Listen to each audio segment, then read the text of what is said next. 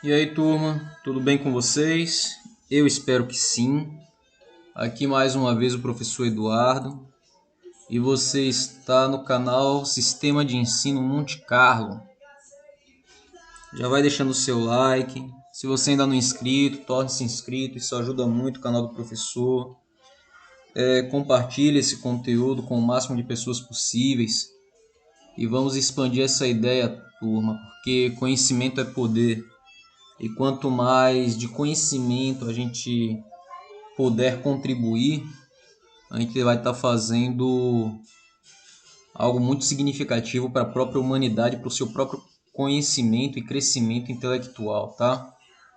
Então, turma, nós já vencemos as barreiras da pré-história e vamos entrar agora em antiguidade. Vamos falar sobre a antiguidade clássica. Já falamos sobre a antiguidade na América e os principais povos que ali se difundiram e se desenvolveram. Agora nós vamos para a Antiguidade Clássica e começar com a Mesopotâmia. Tá? E a Mesopotâmia, gente, é o berço de grandes impérios.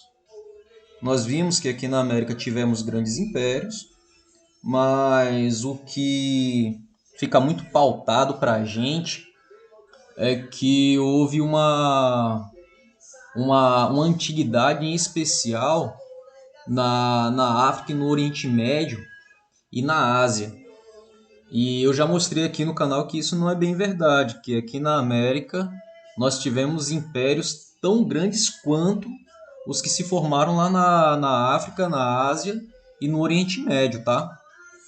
E então vamos lá, turma. Como a academia, como os livros didáticos nos mostram que a Mesopotâmia é o berço de grandes impérios, tá? E ela dita que as primeiras civilizações conhecidas surgiram entre os rios Tigre e Eufrates. E esses dois rios nasceram no território atual da Turquia, atravessando a Síria e o Iraque e desaguando no Golfo Pérsico. A região compreendida entre esses dois rios era chamado pelos gregos antigos de Mesopotâmia. E Mesopotâmia quer dizer entre rios. Ou seja, eram cidades criadas entre rios. Já mostrei para vocês, já falei para vocês a importância de grandes de povos, povoados e civilizações terem se formado às margens de rios, porque ao contexto da época, com um pouco arsenal tecnológico, estar próximo de rios seria de suma importância para sobrevivência e desenvolvimento. Os grupos humanos que se instalaram na região desenvolveram tecnologias para garantir o maior aproveitamento dos recursos hídricos que a natureza oferecia. Construíram assim barragens e canais para represar e distribuir água para as áreas mais secas e criaram sistemas de drenagem para os campos alagados. Deste modo, a agricultura e a criação de animais se desenvolveram na região, a população cresceu e nas proximidades dos rios surgiram as primeiras aldeias. E com o passar do tempo, essas aldeias se transformaram em grandes cidades. Tá? E por volta de 3000 a.C., as cidades tinham muita importância na Mesopotâmia. Inicialmente, a administração de cada cidade era exercida por um sacerdote. À medida que eu for falando com vocês, tentem fazer um paralelo com as civilizações da América, que eu já havia dito nos vídeos anteriores, e tentem ver a semelhança e as diferenças entre esses impérios, tanto os impérios que se formaram na América, como os impérios que vão se formar aqui na Mesopotâmia, tá? E esses impérios e esses sacerdotes que governavam o próprio templo, posteriormente, à medida que as tarefas administrativas foram ficando mais complexas, o sacerdote deixou de ser governante e os palácios passaram a ser o centro administrativo do governo, exercido por um rei. Cabia a ele, entre outras coisas, manter as rotas comerciais, organizar exército e coordenar a execução de obras como canais, diques e reservatórios. As cidades da Mesopotâmia eram independentes entre si, tá? Ou seja, cada uma delas tinha um rei, seu palácio e suas leis. Por isso elas são chamadas de cidades-estado. Porém, mesmo independentes, essas cidades mesopotâmicas estabeleciam trocas comerciais entre si. Elas não viviam isoladas. Trataram de acordos políticos e alianças temporárias. E à medida que essas cidades cresceram economicamente e as disputas por terra e rotas comerciais aumentaram entre elas, as rivalidades se tornaram mais acentuadas e as guerras de conquista foram mais frequentes. Surgiram assim grandes impérios, porque a partir que uma cidade, que um povoado conquistava o outro, e esse povoado ele ia crescendo, e essas cidades iam conquistando outras cidades, até que essas regiões se expandiram de tal forma a se transformar num império, tá? E um desses primeiros impérios foram os sumérios. Não se sabe ao certo a origem dos sumérios e quando eles migraram para a Mesopotâmia. O que pode ser afirmado é que por volta de 3000 a.C., esse povo já estava estabelecido no sul da Mesopotâmia, tá? E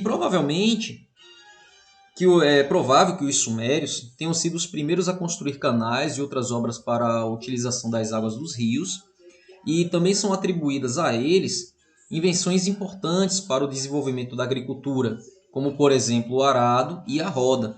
A roda é uma invenção suméria, tá? Os sumérios também foram os fundadores das mais antigas cidades mesopotâmicas. As principais foram Kish, Lagash, Uruk e Eridu. A escrita cuneiforme era uma escrita inventada pelos sumérios, tá?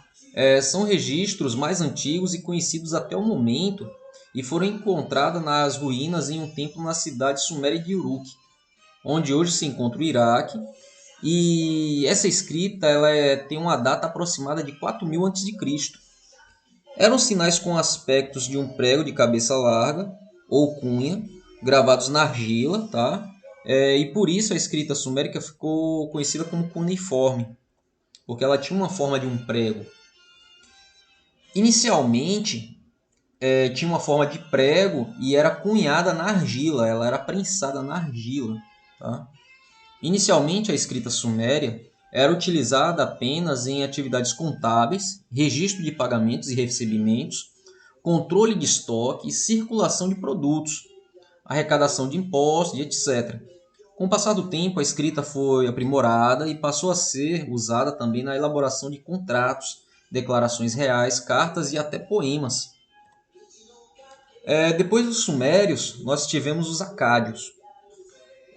Por volta de 2300 a.C., o predomínio das cidades-estados sumerianas na Mesopotâmia entrou em declínio. Então você sempre vai observar um império que ele se inicia, ele chega a uma ascensão, alcança um pico e aí ele declina. E são vários os motivos para o declínio de um império, tá? Sargão, de origem semita e funcionário real da cidade suméria de Kish, assumiu o trono da cidade-estado como Sargão I, comandando um grande exército, tá? Sargão conquistou as cidades do centro-sul da Mesopotâmia, na região conhecida como Acade, ergueu a capital do seu império, que por sua vez ficou conhecida como Império Acádio. Só uma pausa aqui, turma, para a gente explicar quem foram os semitas. Os semitas eles referem-se a um conjunto de povos antigos e atuais, porque os semitas eles não foram extintos, eles existem até hoje, tá? São descendentes. Eles são falantes de línguas aparentadas, em que se destaca o hebraico, o aramaico, o árabe, o fenício, o acadiano e o assírio. E o termo deriva de Sem. Sem foi uma figura bíblica que seria ancestral comum de todos os povos. Segundo a Bíblia, Noé ele teve 3 filhos, né? Que foi Sem, Cã e Jafé. Então, todos os descendentes de Sem ficaram conhecidos como semitas, até eles se transformarem em grandes povos. E os acadianos, eles têm Sargão, na verdade, ele tem origem entre os povos semitas, ou os filhos de Sem, que por sua vez, descendentes de Noé, segundo a Bíblia, tá? Os acádios adotaram a escrita cuneiforme e incorporaram muitas práticas sumerianas. Desenvolveram a chamada cultura sumério-acadiana. Ele não extinguiu a população passada, a cultura passada. Pelo contrário, ele se uniu a ela e formou uma cultura só. Aprimorando estudos astronômicos, os acádios desenvolveram um calendário lunar de 12 meses e cada mês dividido em semanas de 7 dias. Após a morte de Sargão I, por volta de 2200 a.C., o Império Acádio entrou em declínio e não resistiu às invasões estrangeiras. Mesmo assim, a figura de Sargão I foi adotada como modelo por reis de outros grandes impérios que se formaram na Mesopotâmia posteriormente. Um terceiro povo de destaque na Mesopotâmia foi a Babilônia. A Babilônia, que vai ser muito citada na Bíblia, tá? A Bíblia, gente, eu tomo ela mais como um livro de história do que como um livro religioso, para que vocês não se confundam e não pensem que eu faço aqui uma tendência religiosa. Pelo contrário, se você pegar a Bíblia e se desprender desse apelo religioso, você vai encontrar ali um excelente livro de história, porque ali tem histórias da formação do mundo, da formação de grandes impérios e da formação do próprio povo hebreu, tá? Então você vai ver falar, principalmente no Antigo Testamento, você vai ouvir falar muito da Babilônia, principalmente no período dos reis e dos juízes e dos reis.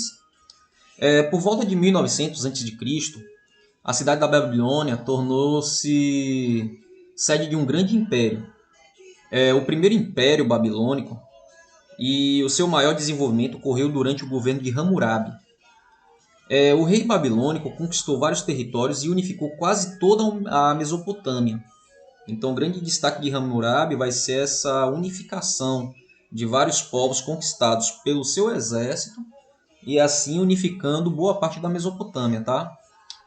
Por ordem de Hammurabi, organizou-se o conjunto de leis mais completo e complexo da antiguidade que se conhece e ficou conhecido como o Código de Hammurabi. As leis desse código estabeleciam regras para a vida em família, as relações no trabalho, as trocas comerciais, os crimes de roubo, entre outras coisas. E após a morte de Hammurabi, seus sucessores tiveram dificuldade em manter a unidade do império.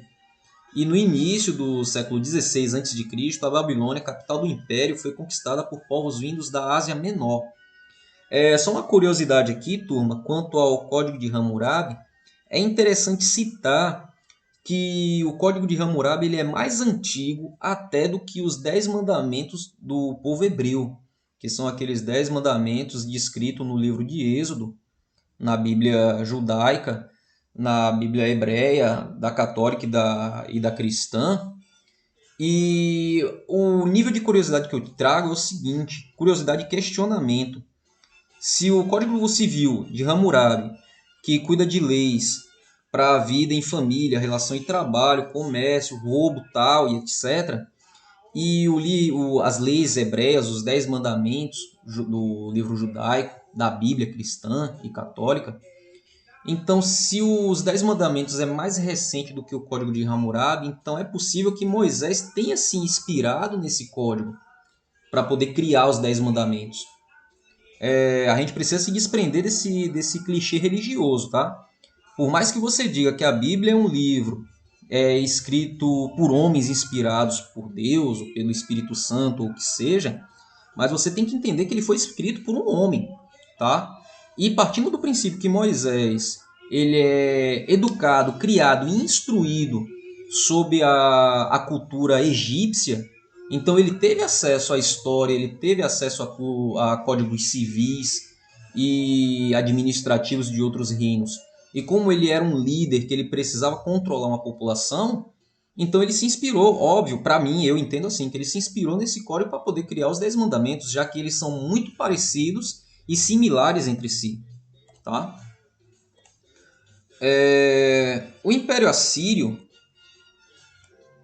enquanto o Império Babilônico se fragmentava, falando agora do Império Assírio, outro império guerreiro e conquistador fortalecia-se no norte da Mesopotâmia, que foi esse dito Império Assírio. Partindo da cidade-estado de Assur, onde viviam os assírios, começaram a expandir os seus domínios por toda a Mesopotâmia, tá? E um grande destaque desse povo é a sua força militar, sua força bélica. E eles tinham tecnologias bélica que até então eram novidade. Entre elas, os carros de combate e cavalaria, que eram elementos ofensivos desse exército. E a defesa ficava por conta da infantaria, formada de arqueiros e lanceiros bem treinados. As campanhas militares assírias ficaram conhecidas pela grande violência empregada contra os inimigos e pela pilhagem de suas cidades e riquezas. Então ele era um exército bem equipado, bem treinado e eficiente. Tá? No século IX a.C., os domínios assírios se estendiam do Egito ao Golfo Pérsico. A enorme extensão do império tornou-se um problema para os reis, porque eles não conseguiam controlar as revoltas que explodiam em toda a região. E no final do século VII a.C., as cidades assírias foram conquistadas pelos babilônios. Então você vai ver aí uma revanche de Babilônia. A Babilônia ela tem uma queda e tem uma ascensão. Tá? O novo Império Babilônico, que vai ser levantado pelos caldeus, que é um outro povo de origem semita, e eles habitavam a região da Caldeia, no sul da Mesopotâmia. Eles lideraram a libertação da Babilônia do domínio assírio, lembrando que os assírios eles conquistaram a Babilônia em um momento, e aí os caldeus vão e vencem os assírios e tiram a Babilônia do domínio assírio. E isso tudo ocorre no século VII a.C., tá?